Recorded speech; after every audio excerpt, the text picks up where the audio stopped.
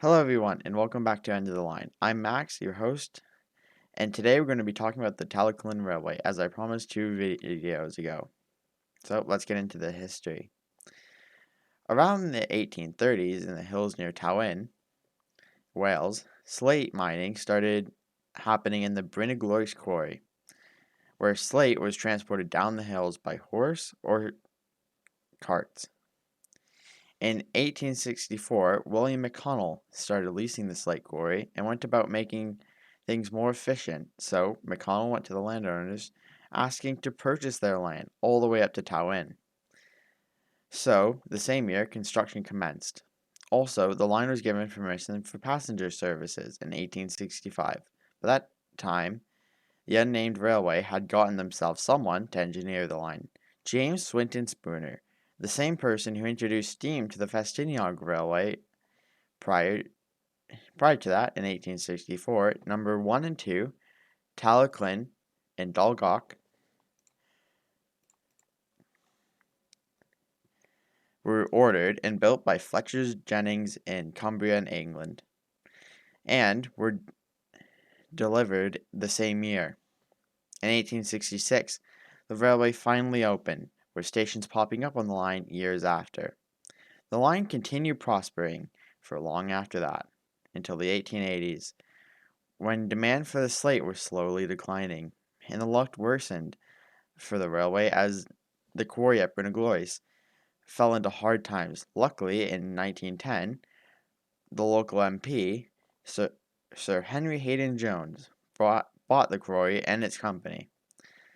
And in the 1920s, the passenger numbers soared on the railway, but this was not to last.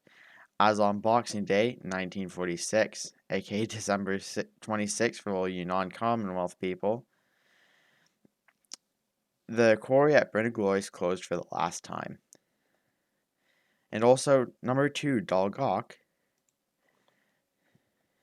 was the only one running on the railway, as the railway's number 1, Talyllyn, which you just saw on screen, was worn out, and there were only 2 passenger trains a week for the remaining 4 years.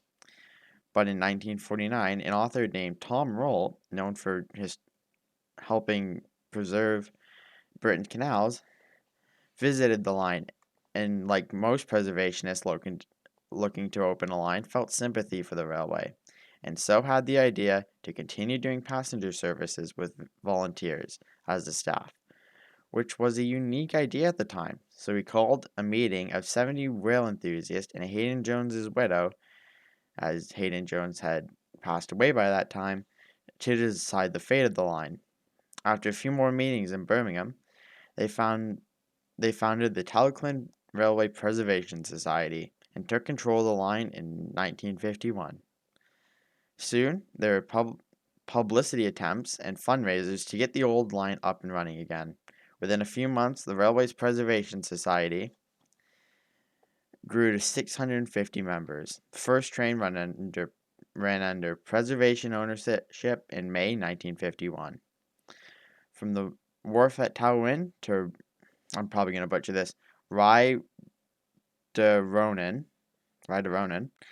2 miles up the line, and continued later into the summer and later months.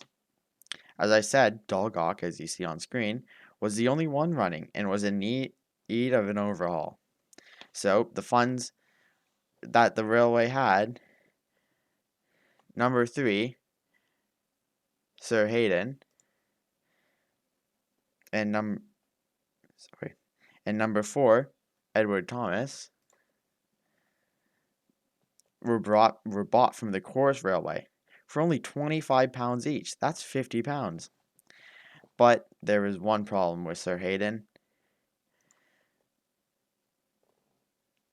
It continuously derailed.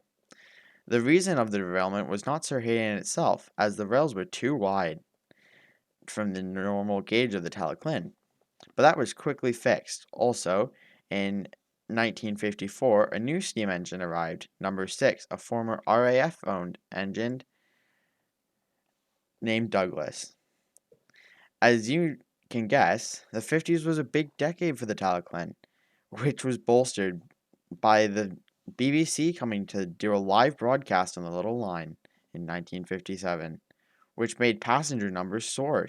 To great relief, the railway's number one and the railway's namesake, Talyllyn, went for overhaul in 1958. We're going to skip 11 years to 1969, where the building to extend to the last station on the original line was put in place. It started work the year after in 1970. 6 years later, the line finally opened, also known as the Gant Neural extension. We're going to jump ahead again to the 80s and 90s, where the railway had dropped passenger numbers after number 6, as you see on screen, was again in need of overhaul.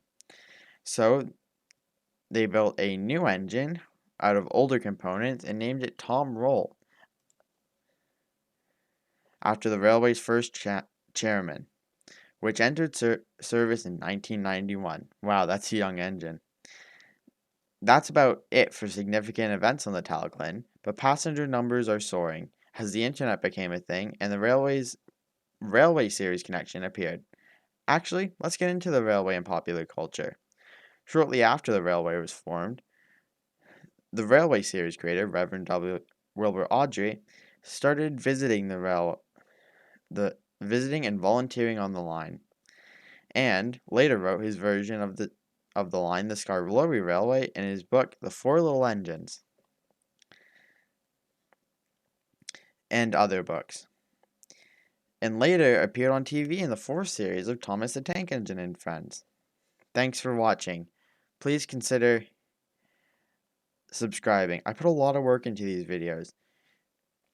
If some things were wrong or I missed some topics, please let me know. And also, just to let you know, I didn't mention any of the diesels as I didn't do with the Ravenglass and Estill Railway video.